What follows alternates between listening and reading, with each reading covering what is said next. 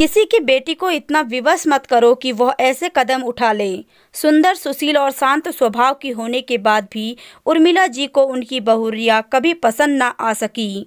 रिया का दोष मात्र इतना था कि उर्मिला जी के इकलौते बेटे आरव ने उनकी मर्जी के खिलाफ जाकर उससे लव मैरिज की थी, जबकि वे अपनी बचपन की सहेली सौम्या की बेटी जानवी को बहू बनाना चाहती थी। उनके विरोध करने पर आरव ने स्पष्ट कर दिया था कि मुझे जानवी जरा सी भी पसंद नहीं है मम्मी। उसके और मेरे स्वभाव में ज़मीन आसमान का फ़र्क भी है। आपकी मर्जी से शादी तो कर लूँगा मैं, पर उसे निभा नहीं पाऊँगा। क्लियर बता देता हूँ, समझो ना माँ। अरे क्यों पसंद नहीं है? इतनी अच्छी लड़की है, ऊपर से माँ बाप की प्रॉपर्टी की इकलौती वारिस, सौम्या की इकलौती बेटी है वो। जैसे तुम हमारे इकलौते बेटे हो, तभी तो पूरी नकचड़ी है। उसके नखरे झेलना मेरी बस की बात नहीं है मम्मी। फिर मुझे रिया पसंद है। मेरे ऑफिस के पास ही उसका भी ऑफिस है। कई सालों से हम दोस्त हैं। मुझे उसी से शादी करनी है। ये क्या बोल रहे हो आरव? ऐसा कैसे कर सकते हो तुम? कब से हम तुम्हें बताते आ रहे हैं कि हमने और जानवी के पेरेंट्स ने तुम दोनों का रिश्ता पक्का कर चुके हैं। दूसरी किसी लड़की को मैं अपने घर की दहलीज को लगाने नहीं दूंगी। साफ बता दे रही हूँ मैं। ओ कम ऑन मम्मी, इस बात को मैं हमेशा मजाक समझता आया था। आप लोग सीरियस थे, कभी पता ही नहीं चल रहा था मुझे आपको। अगर रिया उनका आपने घर में आना मंजूर नहीं होता तो कोई बात नहीं, मुझे कंपनी क्वार्टर्स दे रही है, हम वहीं शिफ्ट हो जाएंगे। आप दोनों के सारे खर्च हम उठाएंगे। ज़रूरत पड़ने पर हम हर तरह से देखभाल भी करेंगे। आप लोग निश्चिंत रहिए। पति रिटायर्ड थे और बेटा इकलौता कमाने वाला। भले ही उसने उनके खर्चे उठाने की हामी भरी थी, लेकिन क्या पता कब बहू कोई पट्टी पड़ा दे और वो मुंह मोड़ ले। गहरे सोच विचार के बाद बेमन से उर्मिला जी ने उनकी शादी को अपनी स्वीकृति दे दी। रिया बहू बनकर अब उनके घर आ गई और उसके आते ही घर के अधिकतर काम अपने कंधों में उठा लिए। उसने कंपनी से 1 महीने की छुट्टी ले रखी थी ताकि हर समय साथ में रहकर सास ससुर के करीब आ सके, उनकी अच्छी सेवा करके उनका दिल जीत सके। बेचारी की सारी कोशिशें नाकामयाब रही। जी जान लगाने के बाद भी सास कभी संतुष्ट नहीं हुई। हाँ, उसके समर्पण और परवाह के कारण ससुर जी जरूर उसके सहानुभूति रखने लगे थे। वे पत्नी को समझाने का प्रयास करते रहते थे, पर बहू के पक्ष में उसके मुंह खोलते ही उर्मिला जी 2 गुना कलेश कर देती। फिर स्वयं को असहाय पाते हुए वे सास बहू और बेटे के मामले में निर्लिप्त हो जाते। वे शुरू से ही थोड़े दब्बू स्वभाव के भी थे। घर में कैसे भी करके शांति रखें, आरव की तरह वे भी सोचने लगे थे। अपने आप को अकेली और उपेक्षित महसूस करती रिया के अंतर्मन में उदासी व्याप्त हो रही थी। कहाँ तो वह सोच कर आई थी कि सब कुछ ठीक रहेगा तो सास ससुर की इच्छा अनुसार वह अपनी नौकरी छोड़ देगी। जिस बात में घर वालों की खुशी होगी वो वही करेगी। पर अब उसको लगने लगा था कि घर के ऐसे वातावरण में वह घुट-घुट कर अवसाद के चपेट में न आ जाए। अतः छुट्टी खत्म होने पर उसने अपनी नौकरी पर लौटना ही उचित समझा। इस बात से उर्मिला जी अपने भीतर और भी अधिक चिढ़ भर गई। उन्हें लगने लगा था कि नौकरी के बाद बाहर निकलकर रिया उनके नीचे दिखाना चाहती है, कमाई वाली, आत्मनिर्भर होने का रौब गठाना चाहती है। अब तो अक्सर बहू को सुनाती हुई वे बोलती, महारानी जी बस नाश्ता खाना बनाकर निकल लेती है, घर के बाकी सारे काम पीछे छोड़कर, जैसे बाप ने 4 नौकर भेज रखे हों। रोज रोज बाहर जाकर गुलछर्रे उड़ाने की आदत पड़ गई है। रिया अंतर्मुखी होने के कारण कभी अपनी घुटन किसी के साथ बांट नहीं पाती थी। हाँ, आरव को थोड़ा बहुत अपने ही अंदाजा लग जाता था कि माँ उसके साथ बहुत बुरा बर्ताव करती है, लेकिन वह रिया से ही समझदारी की उम्मीद करता था। उसे थी थोड़ा सहनशील बनकर चलने की सलाह दिया करता था। उसका सोचना भी सही था कि इस उम्र में मम्मी को तो एक झटके में अपना नज़रिया बदल नहीं सकती। हम लोगों को ही थोड़ा एडजस्ट करके चलना पड़ेगा। आखिर माँ की इच्छा के विरुद्ध जो शादी की है। फिर उसे मन की किसी कोने में आस थी कि अपने अच्छे व्यवहार से रिया जल्द ही माँ का मन मोह लेगी, उन्हें अपने प्रति अच्छा व्यवहार करने पर विवश कर देगी। रिया अपने ऊपर व्यंग बाण और ताने तो दिल में पत्थर रखकर सह ले रही थी, मगर सास द्वारा अपने माता पिता के नित्य निरंतर कोसा जाना उसे बर्दाश्त नहीं हो पा रहा था। मायके ऐसे भी किसी विवाहित के लिए भावुक और संवेदनशील विषय होता है, जिस पर उठने वाली एक उंगली भी वह सहन नहीं कर पाती। उर्मिला जी के दुर्व्यवहार के बाद हर बार रिया आत्ममंथन करने लगती। मेरे माँ पापा का क्या दोष है? उन्होंने क्या अपराध किया है? क्या बस यही कि उन्होंने अपनी बेटी की खुशियों को अपनी खुशी समझा है? बेटी के सपनों का घर बसाने के लिए अपनी सारी जमा पूंजी लगाकर उसे विदा कर दिया। ज़्यादा पढ़ा लिखा कर देने से बेटी के माँ बाप का फर्ज पूरा नहीं हो जाता। अच्छे संस्कार भी देना जरूरी होता है, लेकिन जब खुद ही कुसंस्कारी हो, लड़की को क्या सिखाएंगे? उर्मिला जी अक्सर कहती, कई बार सुना चुकी थी। अपनी लड़की को नौकरी करने के बहाने से खुला छोड़ रखा है था कि जा बेटी, कोई अच्छा भला मोटा मुर्गा देख कर फंसा लेना, ताकि हमारा लाखों का दान दहेज बच जाएगा। रिया का हृदय रो उठा। ऐसे अनर्गल आरोप से कौन से माता पिता ऐसी शिक्षा देते होंगे? और मम्मी पापा ने अपने सामर्थ्य अनुसार दिया तो है। इन लोगों की मांग पर शादी तो की अधिकतर रस्मों को मैं खुलकर खर्चा किया था। भले कर्जे में दब गए हैं, लेकिन बेटी के लिए कोई कसर बाकी नहीं रखी है। इन दिनों रिया से जब उसकी माँ मिलती तो पूछती, बिटिया तू ससुराल में अच्छे से तो रहती है ना? तुझे कोई तकलीफ तो नहीं है? दामाद जी तेरा ध्यान रखते हैं ना? रिया का मन करता कि माँ के सामने दिल का सारा दर्द उड़ेल उनकी छाती से लगकर खूब रोए और अपना मन हल्का कर लें, लेकिन जैसे ही माँ की उम्मीदों के भरे चेहरे पर उसकी नज़र पड़ती, वह खोखली हंसी हंसती कह दिया करती, हाँ माँ, एकदम अच्छे से रहती हूँ मैं। आपके दामाद पूरा ख्याल रखते हैं। मम्मी जी पापा जी भी बहुत अच्छे हैं। माँ के आंखों में सुकून परस जाता और रिया उसी को अपनी खुशी ढूंढ लेती। ऐसे ही रिया के घुट घुट कर दिन गुजर रहे थे। उर्मिला जी आज जैसे ही रसोई में गई, बहू वहाँ नहीं दिखी, बल्कि सारा काम अधूरा फैला हुआ दिखा। मौका पाते ही फिर से उनका पारा गर्म हो गया और तुरंत उन्होंने बड़बड़ाना शुरू कर दिया। सारी रसोई फैलाकर कामचोर न जाने कहाँ मर गई, फिर औने पौने पर निपट कर गई अपनी नौकरी पर। यहाँ ये नौकरानी जो बैठी हुई है महारानी जी के पीछे घर संभालने को। आज सोकर उठने के बाद से रिया को तबीयत कुछ अच्छी नहीं लग रही थी। आरव अभी तक गहरी नींद में सोया हुआ था। किसी तरह रिया उठी तो उसे अपना सर घूमता ही जी मचलाता सा लग रहा था। उसे हिम्मत जुटाकर वह उठ तो खड़ी हुई। नहा धोकर फ्रेश होने के बाद उसे कुछ अच्छा महसूस हुआ तो वह आरव को बिना जगाए बाहर चली गई। रसोई में पहुंचे सास ससुर को चाय बनाकर देने के बाद वह सबके नाश्ते में के खाने की तैयारी करने लगी। सबकी सब्जियां काट रख ली थी और मसाले पीस कर रख लिए। अभी वो आटा गूंथने सोच ही रही थी कि ऑफिस फ़ोन कर देती हूँ छुट्टी के लिए। उसे जोर की उबकाई आई और मुंह पर हाथ रखती दौड़कर अपने कमरे के वॉशरूम में चली गई।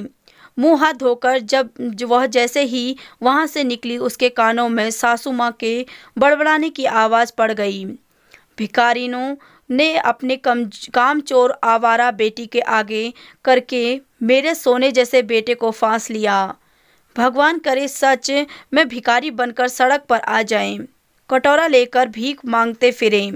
लगातार ऐसी बद्दुआएं सुनती और सहती आ रही थी रिया, मगर आज अस्वस्थ तन के कारण उसके मन में घुटन हद से ज़्यादा बढ़ गई और उसकी सहन शक्ति ने जवाब दे दिया। तत्काल उसने एक भयानक निर्णय ले लिया। शायद डिप्रेशन के दौर जैसे स्थिति में उसका अपने दिमाग पर नियंत्रण ही ना रहा था। सास ससुर के कमरे की सफाई करते समय वह उनके टेबल पर नींद की गोलियों का डब्बा हमेशा देखा करती थी। वह अनायास ही वहां जा पहुंची। देखा कमरे में कोई नहीं था। ससुर बाहर बरामदे में बैठे हुए थे। सास रसोई में अपने प्रलाप में लगी हुई थी। यंत्र चालिका सी वह डिब्बा उठा लिया, अपने कमरे में वापस आकर दरवाज़ा लॉक कर दिया। फिर ढेर सारी नींद की गोलियां हलक पर उतार ली और कमरे में एक कोने बिछे क्लाउच पर गिरकर गहरी नींद सो गई, दोबारा कभी न उठने के लिए। वहीं बगल में पलंग पर आरव अभी तक गहरी नींद पर सोया पड़ा था, इस बात से बेखबर कि उसकी तो दुनिया ही उजड़ चुकी है। उधर जब देर से रिया रसोई में वापस नहीं आई, उर्मिला जी गुस्से में उबलती हुई उसके माँ बाप को गालियों से नवाजती हुई बाहर तक चली आ गई और सोचकर कि बहुरानी जरूर ससुर जी को मक्खन लगाने कुछ लेकर गई होगी और उन्होंने उसे पास में बिठा लिया होगा। लेकिन बाहर उन्हें अपने पति अकेले समाचार पत्र पर मुंह छिपाए दिखे। रिया का कहीं अता पता नहीं था। वे दौड़ती हुई वापस बेटे के कमरे तक गई। दरवाज़ा अंदर से बंद पाकर उन्होंने उसे बुरी तरह से पीट डाला तो महारानी सारे काम छोड़कर फिर से कमरे में घुस गई है। आज नहीं छोड़ूंगी इसे, आरव से बोलकर इसकी अकल ठिकाने लगाती हूँ। दरवाज़ा खटखटाते हुए यही सोच रही थी। लगातार दरवाजे पर पटकी जोरों से थाप से आरव चौंक कर जागा। भागकर दरवाज़ा खोला तो माँ की आंखों से अंगार बरसती पाए। उर्मिला जी बेटे को बाजू धकेल कमरे में घुस गई। बहू को औंधे पड़कर सोते हुए देखकर वह चीखने लगी, देख तेरी बीवी की मक्कारी। उधर सारे काम फैला हुआ छोड़कर यहाँ महारानी आराम कर रही है। मैं नौकर हूँ इसकी। आरव पहली बार रिया को इस तरह सोया हुआ देख रहा था। कहीं इसकी तबीयत तो खराब नहीं हो गई है, सोचता हुआ उसे जगाने लगा। और थोड़ी देर में जैसे ही उसे आभास हुआ कि रिया सोई नहीं है बल्कि बेहोश है, उसके पांव तले जमीन खिसक गई।